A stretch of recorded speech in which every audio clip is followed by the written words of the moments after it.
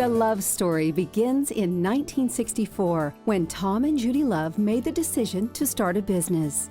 Got out of the military not too long before that and had my shot at college education, which didn't work out for me. And making a living became priority number one. Wife, 2 kids. That's what led us out to Watonga, Oklahoma, and leased that first filling station. Probably before the paint was even dry on the first one. We went out to Sayre, Oklahoma, and leased again an abandoned filling station in Sayre. It was owned by a local guy there. That's really how we progressed from Watonga to Sayre to Elk City to Minco, Oklahoma. That's how we began building this network of rural filling stations. Within a few years, Tom and Judy Love oversaw a string of filling stations in western Oklahoma under the name Musket Corporation. The growth in the filling stations came to a stop when we had the first Arab oil embargo in 1973. That's when we began moving into the Love's Country stores, which were the small 24-hour convenience stores with self-service gasoline. That same year, the company began using the family name on its growing chain of convenience stores. Soon, Love's Country stores could be found at 60 locations in Oklahoma, Kansas, Colorado, New Mexico, and Texas. Back in the 70s, when I was a kid, the business was just taking off, the C-store business that is. We weren't in the truck stops yet. And the convenience stores, of course, being located all around rural Oklahoma and Kansas and Colorado, I got the opportunity to spend a lot of time with my dad traveling to the stores and during the summers and on weekends. My mom did the P&Ls on this little desk that I don't even remember, but she talks about every single month and keeping track of all the books. My first memory probably is going quail hunting in Woodward, Oklahoma, and stopping at store number 16 and getting a deli sandwich and knowing that it was going to be good, I was going to have a good lunch. Being able to see our name on the marquee when we pulled up was something that was real meaningful to a kid that was 8 or 9 years old. Keeping track of the books became even more daunting in 1978 when Love's Country stores began offering Fresh Daily Deli, sandwiches made fresh daily in every store. Now known as Love's Subs, this food service created more job opportunities in rural communities and a new profit center for Love's. The smaller stores, what we call our Love's Country stores, are still an extremely valuable function at Love's. By the early 1980s, Love's had grown to over 100 country stores and a change in strategy. The Love's Travel Stop concept lining the interstate highways. In 1980, Dad and the company built the first travel stop in Amarillo, Texas. Once we got into the travel stop business, there was a definite change. We had 3 times as many employees at the store. The food service was even more critical. 3 to 4 times more cash was handled.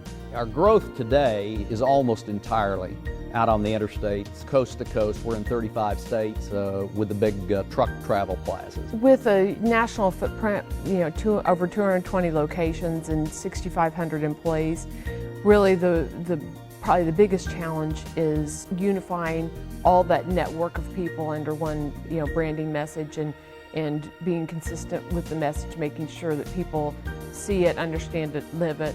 I started working for the company out of college, and it was in 1984, so I've worked for the company for 25 years.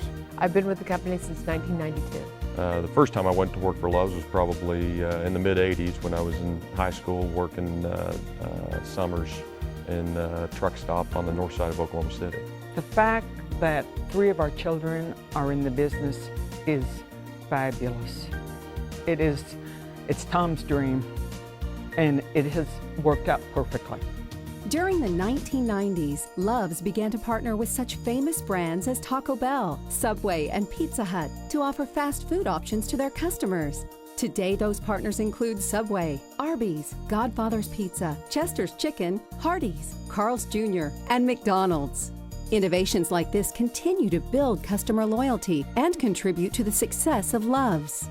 The clean places and friendly faces is something that our customers tell us every day that they value. It's something that we really work on hard, and I think that we're, generally speaking, pretty successful at doing that. You know, part of it is timing, and luck has certainly been a big piece of where we are today. But the other piece is that the people that we have on board that are on a daily basis, from team members at our various locations that are delivering on our brand promise of clean places, friendly faces every single day, to the folks that are in the office doing what they need to do to support the stores, to people that are in upper management. No doubt about it, it's 90% people. It's the people who we work with every day who've made it happen,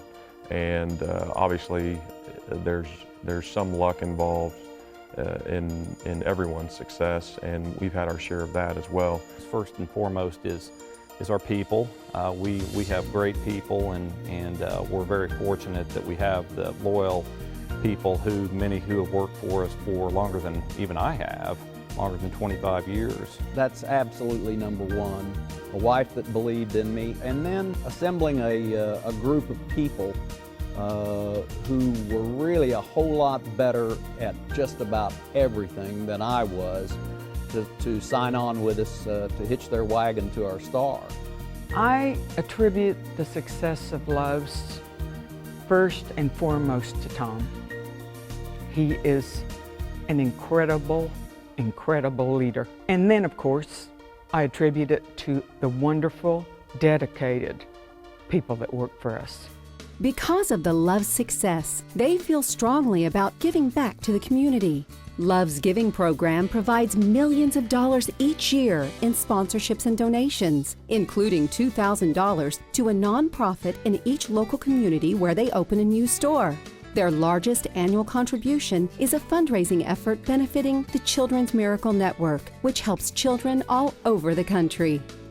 The Children's Miracle Network campaign that my daughter Jennifer is really the driving force behind is something we've been doing for really many years, and we've raised a lot of money for them. After last year's campaign, the stores did a fabulous job, almost doubled what they had done the previous year, and so having the opportunity to be up on stage and to recognize all of our people for doing just an unbelievable job was one of my proudest moments with the company. Love's, a success story in the making. And what does the future hold? The future is extremely bright for the company, and I think that if you ask most any Love's employee, they would tell you the same. After 45 years and looking out into the horizon, there's a lot of reason to think and be positive. Growth is our middle name. That's really what's generated a lot of success that we enjoy, and so we intend to maintain that track. Sustained profitable growth is really the holy grail of businesses just about everywhere, I guess. And we've been able to successfully grow the company profitably on a sustained basis for a long, long time, and I would expect that'll extend into the future. And as long as we continue to build and strengthen the team of people that execute these exciting strategies, we'll be successful. 45 years and counting. Love's Travel Stops and Country Stores, a success story in the making.